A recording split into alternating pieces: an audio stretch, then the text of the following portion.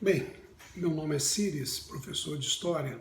Eu quero falar um pouco sobre o Chile, que neste momento tem sido palco de importantes mobilizações, sobretudo daqueles setores que, de alguma forma, têm se encontrado meio que alijados das decisões e das atitudes tomadas pelo governo chileno, que nesse momento é conduzido pelo centro-direitista Sebastián Piñera, que antes de ser presidente do Chile foi um alto executivo de uma importante empresa de aviação daquele país.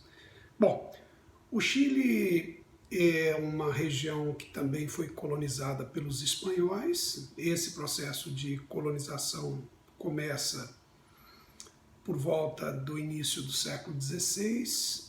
Atribui-se a conquista dessa região a dois importantes espanhóis, o Almagro e Valdívia, Pedro de Valdívia e Diego Almagro, e a partir daí o Chile acaba sendo denominada de Capitania Geral do Chile.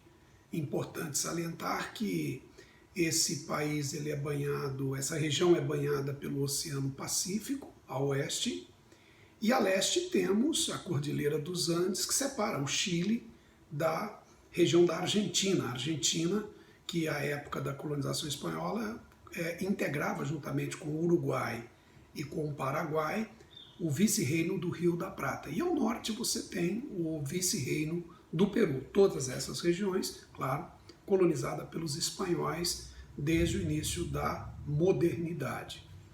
Muito bem, é claro que, como era de se esperar, o Chile, ao longo do processo de colonização, organiza uma economia pautada nos interesses da metrópole, nesse caso de Espanha. Tornava-se, deste modo, importante polo, tanto quanto os demais colônias, produtor e exportador de bens de baixo valor agregado, matérias-primas e alimentos, e ao mesmo tempo importador e consumidor de manufaturados que eram comercializados pelos espanhóis aqui na região. O processo de emancipação dessa região ocorre no mesmo contexto em que também ocorrem as emancipações das demais regiões espanholas, isso no início do século XIX. Em 1817, coube a uma liderança, inclusive vinda das hostes militares, Bernardo O'Higgins, a condução do processo de emancipação política. É importante salientar que talvez não teria tido êxito, não tivesse podido ele contar com a colaboração também do chamado grande libertador do Rio da Prata, que é o José de San Martín, né, o libertador da região da Argentina. O Chile, então, acaba se tornando uma nação soberana desde o início do século XIX.